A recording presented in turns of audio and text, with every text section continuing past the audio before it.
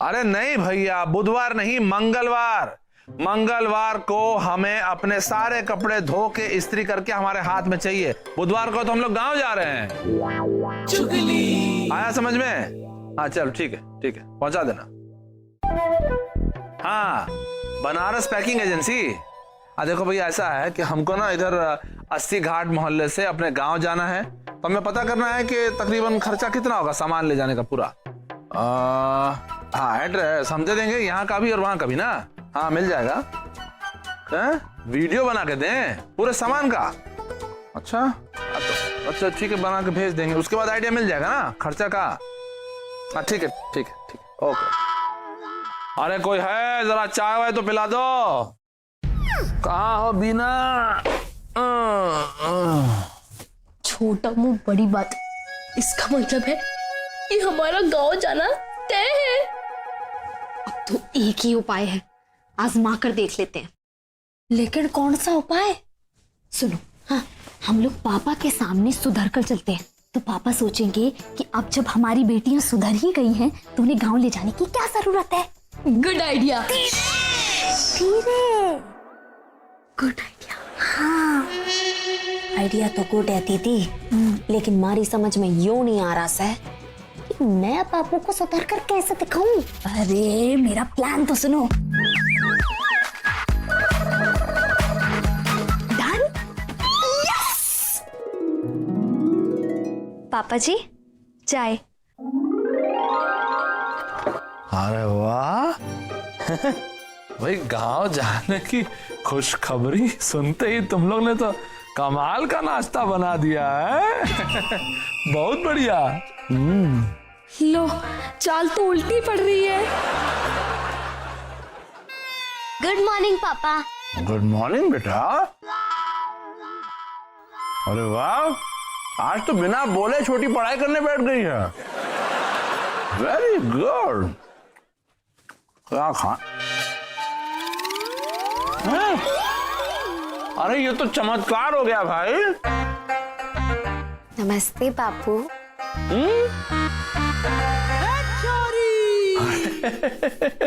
तुम लोगों को यूं सुधरता देखकर हमको बहुत ज्यादा खुशी हो रही है। देखो, सिर्फ गांव जाने के नाम से तुम लोग इतना सुधर गए हो, तो गांव जाकर कितना सुधरोगे सोचो। वाह वाह वाह, बहुत अच्छा।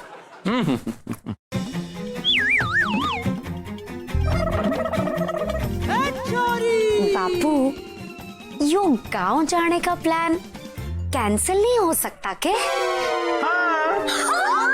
अरे चुप, बिल्कुल नहीं हो सकता। क्या लगता है तुम लोगों को हमारी कुछ समझ में नहीं आ रहा है?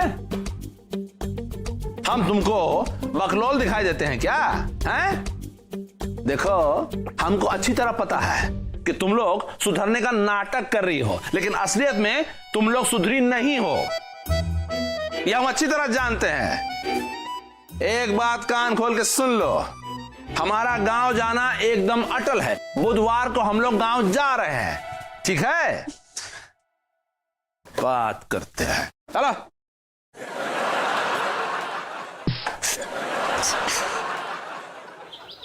आयो दादा, अगर तुम्हारे पापा ने एक बार कह दिया कि हम सबको गांव जाके बसना है, तो समझ लो कि बसना है बस। पर मम्मा, अगर आप उन्हें समझाएंगी तो पापा मान जाएंगे। नहीं नहीं, अब कुछ नहीं हो सकता, वो हमारी भी नहीं सुनेंगे। पर मम्मी, एक बार आप बात तो करके देखिए। हाँ मम्मी, प्लीज कोई तो उपाय निकालिए। देखो बेटा, हम भी बहुत अच्छी तरह से जानते हैं कि तुम लोग जो लोगों को जाने अनजाने में परेशान करती हो ना, उसी से परेशान होकर तुम्हारे पापा ने ये फैसला लिया है। अब तो कोई नहीं बदल सकता इसे। शहर में लोगों को परेशान किया तो बापू ने गांव में शिफ्ट होने का फैसला ले लिया, तो इसका मतलब अगर बनारस वापस आना है तो हमें गांव के लोगों को परेशान करना पड़ेगा। अयो दादा, ये तुम्हारी कैसी सोच है? क्या बोल रही हो तुम? मम्मी, मैं बिल्कुल सही कह रही हूँ। अरे बनारस में वापस आने का यही एक तरीका से है। नहीं, और कोई उपाय बाकी नहीं। उनका फैसला कोई नहीं बदल सकता। हमारी वजह से पापा को हमेशा सिर्फ शिकायत ही सुनने को मिली है, पर अगर हम लोग कुछ ऐसा करेंगे जिससे उनकी समाज में तारीफ हो या उनका नाम रोशन हो, तो वो हमें जरूर माफ कर देंगे। हाँ दीदी, यही एक आखिरी मौका सा है। तो फिर देर किस बात की, जल्दी से हम लोग कुछ अच्छा काम कर डालते हैं। पर करना कैसे? ये तो मुझे नहीं पता। आ गया। कौन आ गया? अरे आइडिया आ गया। हम लोग 2 टीम बनाकर काम करेंगे, जिससे हम लोग डबल अच्छा काम करेंगे और पापा की समाज में डबल तारीफ होगी। आइडिया तो अच्छा है, लेकिन करना क्या है? सुनो सुनो सुनो, पहले हम 2-2 टीम बनाएंगे, उसके बाद हम मोहल्ले में ऐसी ऐसी प्रॉब्लम्स ढूंढेंगे जिसे हम सॉल्व कर कर पापा का नाम रोशन कर सकें। Great idea. बापू ने इसके बावजूद भी गांव जाने का फैसला बदला नहीं तो क्या हुआ? सिर्फ 3 महीने की तो बात है, पलक झपकते 3 महीने बीत जाएंगे और बनारस वाली बातें गांव में कहाँ मिलेंगी। देखेगा 3 महीनों में पापा को भी बनारस की याद आने लगेगी और हम सब वापस यहाँ। छोटी, मारे को भी ऐसा ही लागेस है। लेकिन दीदी, बापू को इम्प्रेस करने का जो आखिरी मौका था ना, उसे हम सबको जरूर आजमाना चाहिए। हाँ, इसलिए मैंने सोचा है कि मैं और राधिका एक टीम में रहेंगे और छोटी तुम, काजल और स्वीटी दूसरी टीम में। मैं तो छोटी हूँ, किसी भी टीम में एडजस्ट हो सकती हूँ। चलो जाओ, अब जल्दी से जाकर ये प्लान स्वीटी और राधिका को बता दो। ओके दीदी। अटेंशन, होने की कोई जरूरत नहीं है आनंद, क्योंकि न तो आज से तुम मेरे स्टाफ रहे, न मैं तुम्हारा बॉस रहा, क्योंकि अभी अभी तुम अपना रेजिग्नेशन मुझे दे चुके हो। सर आप तो जानते हैं कि किन कारणों की वजह से हमको ये नौकरी छोड़कर, बनारस छोड़कर अपने गांव जाना पड़ रहा है सर, वरना आप जैसा बॉस कहाँ मिलता है। यही मिलता है। मुझे समझ नहीं आ रहा आनंद कि आज के बाद मैं अटेंशन किसे कहूंगा। ऑफिस में और बहुत स्टाफ है सर। नहीं आनंद, जिन लोगों को मैं टेंशन समझता हूं उनसे मैं अटेंशन की उम्मीद नहीं रखता। इसलिए मैं चाहता हूं कि तुम ये गांव जाने और अपनी नौकरी छोड़ने के विचार पर फिर से पुनर्विचार करो। सर हम भी ये नौकरी छोड़कर गांव नहीं जाना चाहते सर, लेकिन क्या करें सर, अपनी बेटियों को अपने संस्कारों की सीख देने के लिए, उनके अच्छे भविष्य के लिए हमारा गांव जाना बहुत जरूरी हो गया है सर।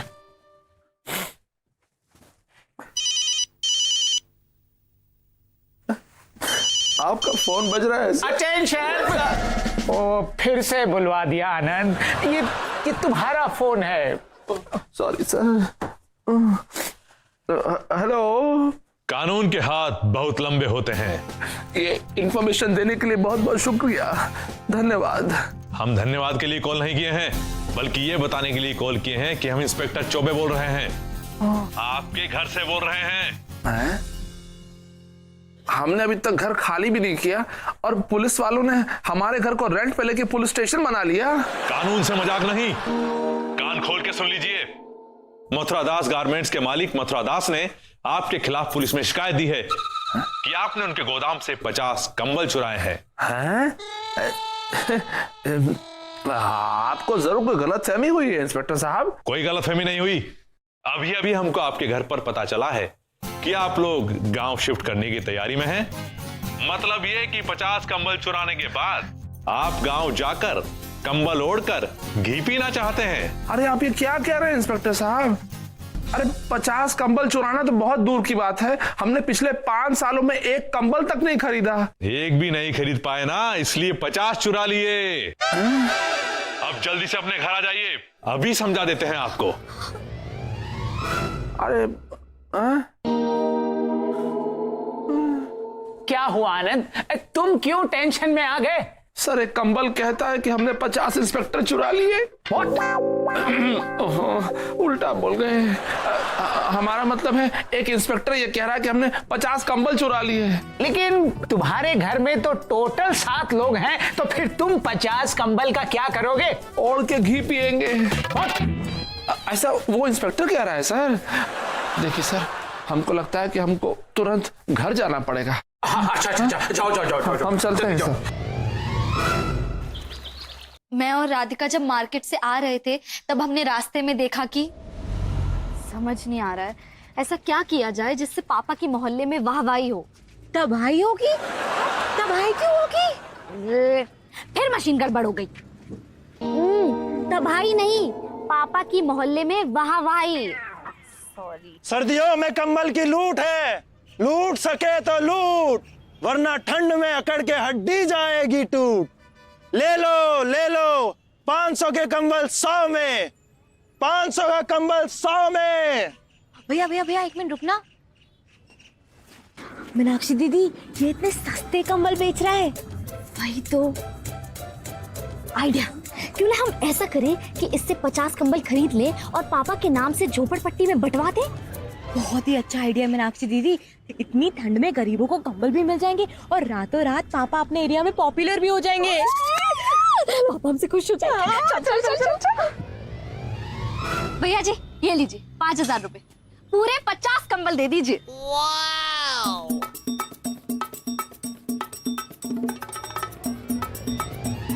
आज सुबह ही ये सारे कंबल मथुरा दास गारमेंट से चोरी हुए थे। अयो दादा इंस्पेक्टर साहब, हमारी बेटियों ने जो कंबल बंटवाए हैं वो चोरी के ही हैं, ये आपको कैसे पता? हाँ, इन दोनों लड़कियों ने जिस झोपड़पट्टी में कंबल बंटवाए हैं वहां मथुरा दास गारमेंट्स का एक नौकर भी रहता है। उस नौकर ने अपनी दुकान के कंबल पहचान लिए और मथुरा दास को बता दिया कि ये कंबल आनंद माथुर के नाम से बांटे गए हैं। हाँ दीदी, आप चोरी के कंबल बेचते हो? लेकिन इंस्पेक्टर साहब, हमारी बेटियों ने कंबल खरीदे हैं, उन्होंने चोरी थोड़ी ना की है। हाँ, अनजाने में ही सही इन्होंने चोरी के कंबल खरीदे हैं और चोरी का सामान खरीदना कानूनन अपराध बनता है आनंद माथुर। और चूंकि ये कंबल आपके नाम से बांटे गए हैं इसलिए आपके विरुद्ध कानूनी कार्रवाई की जाएगी। अयो दादा, माने के हमारे एजी ओजी को जेल जाना होगा। हाँ इंस्पेक्टर साहब, इस मैटर से बाहर निकलने का कोई उपाय नहीं है? इसके सिर्फ 2 ही उपाय हैं। या तो आप 50 कंबलों की कीमत यानी 25,000 रुपए सेठ मथुरा दास को दे दीजिए, 25,000? या फिर उस चोर को सामने लाकर खुद को बेकसूर साबित कर दीजिए। हाँ, ये तो हो सकता है। हाँ मीनाक्षी, पर इंस्पेक्टर साहब हम उसका चेहरा कैसे पहचानेंगे? क्योंकि जब वो कंबल बेच रहा था तब उसका चेहरा बंदर टोपी से ढका हुआ था। Monkey cap. इंस्पेक्टर साहब, आप हमारे साथ बाहर चलिए। घूमने के लिए? हम कानून को घुमाने वालों में से नहीं हैं इंस्पेक्टर साहब। हम आपको एटीएम ले चल रहे हैं ताकि हम आपको 50 कंबल की पेमेंट कर सके। हम ये मैटर बिल्कुल नहीं खींच सकते हैं, हमको अपने गांव वापस जाना है। चलिए। मतलब गांव जाना अब करीब और करीब। पापा को वाहवाही दिलाने निकले थे, जेल भेजने का इंतजाम करके आ गए। हाँ, अगर आज पापा के एटीएम में पैसे नहीं होते ना तो वो जेल की हवा खा रहे होते। मम्मी मम्मी मम्मी, हम लोग ऐसा काम करके आए हैं जिससे देखना कल सुबह तक बापू का नाम रोशन हो जाएगा। अयो दादा, अब ऐसा कौन सा काम करके आई हो तुम लोग? अरे मम्मी, हम लोगों ने ना मंदिर में प्रसाद बांटने का संकल्प लिया से और मन्ने भी ना पंडित जी से कह दिया से कि कल सुबह का प्रसाद हम लोगों के घर से जाएगा। देखना इस दान पुण्य के काम से बापू एकदम खुश हो जाएंगे। हाँ, और हो सकता है अगर भगवान ने थोड़ी सी ज्यादा सुन ली तो क्या पता पहले शादी करने लायक एक लड़का ही मिल जाए। अरे चुप करो तुम लोग। अभी हमें तुम्हारे पापा एक मुसीबत से पीछा छुड़ाए हैं, 25,000 कंबल के भर के। कान खोलकर सुन लो, कोई भी अपने मुसीबत नहीं खड़ी करोगे तुम लोग। अरे मीनाक्षी, अरे काजल, छोटी, बीना, अरे और दूसरी बात, कोई भी पापा के सामने नहीं जाएगा। यह बैठो चुपचाप अपने कमरे में, हम देख कर आते हैं क्या बात है। कहाँ है साहब? अरे काहे इतना गुस्से में आप? शांत हो जाइए। कहाँ हैं लड़कियां, कहाँ हैं? देखिए, राधिका और मीनाक्षी से जो कुछ भी हुआ ना, अनजाने में हुआ। अरे मानते हैं कि वो चोरी का कंबल खरीद कर उन्होंने जुर्म किया, लेकिन आप सोचिए तो उनका उद्देश्य कितना अच्छा था। अरे गरीबों में कंबल बांटकर उन्होंने परोपकार करने का ही सोचा ना। अरे मालूम है, इसलिए तो अभी तक हम चुप थे। अभी अभी तो गर्म पानी की तरह उबाल मार रहे थे आप। अरे वो हम किसी और बात के लिए उबल रहे थे। अयो दादा, आप दूसरी कौन सी बात के लिए उबल रहे थे आप? यहाँ पर ऐसी बातों का कोई अंत है क्या? अयो दादा, अरे साफ साफ काहे नहीं बताते आप कि क्या हुआ? नहीं बताएंगे, तुमको अकेले में नहीं बताएंगे, सबको साथ में कहेंगे। कहाँ हैं लड़कियां? अपने कमरे में। अभी देखो। ए जी सुनिए ना, अरे हमको बताइए ना क्या बात है। अरे गुस्सा मत होइएगा, ठीक है? अरे ए जी सुनिए, ए जी, अरे दो बातों का हमको यकीन हो गया। एक, तुम लोग हमको बेवकूफ समझती हो, और दूसरी बात, तुम लोग जानबूझकर कोई ना कोई ऐसी मुश्किल पैदा करना चाहती हो जिसमें हम उलझ जाएं और किसी भी तरह तुम लोगों को गांव नहीं लेके जा सके। करेक्ट? पर पापा, हमने जानबूझकर ऐसा कोई काम नहीं किया। हम तो बस एक अच्छा काम करने जा रहे थे जो गलती से गलत हो गया। तो आप ही बताइए, अब इसमें हमारा क्या कसूर? तुम लोग और अच्छा काम करने जा रहे थे? अरे गलती से भी तुम लोग अच्छा काम नहीं कर सकते। किया है ना डैडी, आपकी बेटी बनकर पैदा जो हुए हैं, अब ये किसी अच्छे काम से कम है क्या? बताइए।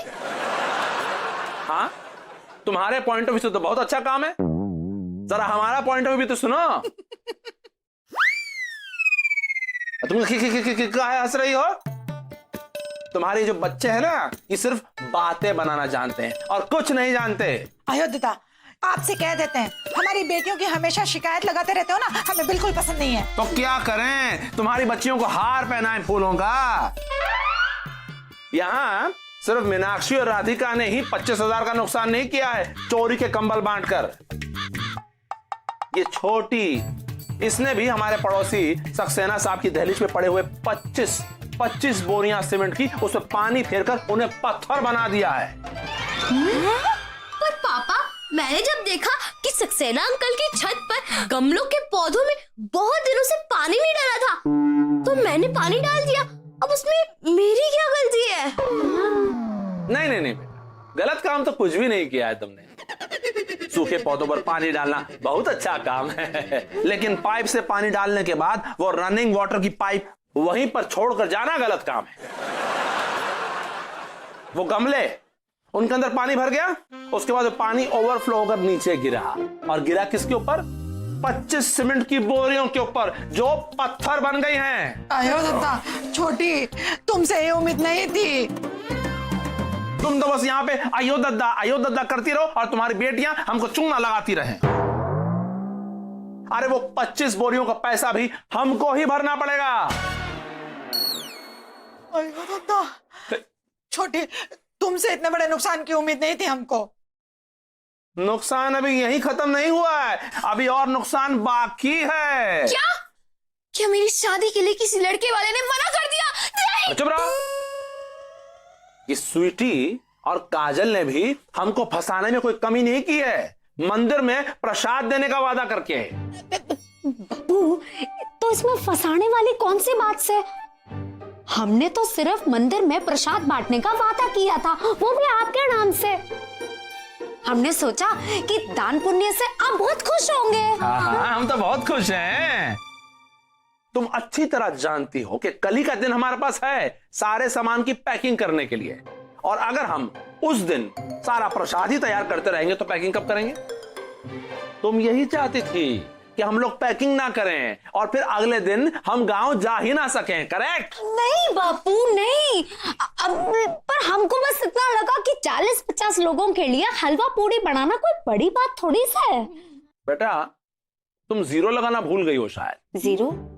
40-50 नहीं, 400-500 लोगों का प्रसाद बनाना है। 400-500? हाँ, कल बड़ा मंगल है और मंदिर में कम से कम 500 लोग आएंगे प्रसाद खाने के लिए। अब बताओ, ठीक है? मंदिर में खड़े होकर तुम लोगों ने जुबान दी है कि हम 500 लोगों का प्रसाद बनाएंगे, तो तुम्हारा ये बाप आनंद माथुर पीछे नहीं हटेगा।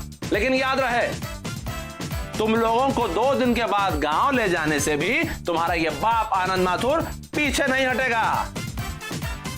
हाँ, ये तय रहा कि 2 दिन के बाद हम लोग बनारस छोड़ के गांव चले जाएंगे। हाँ।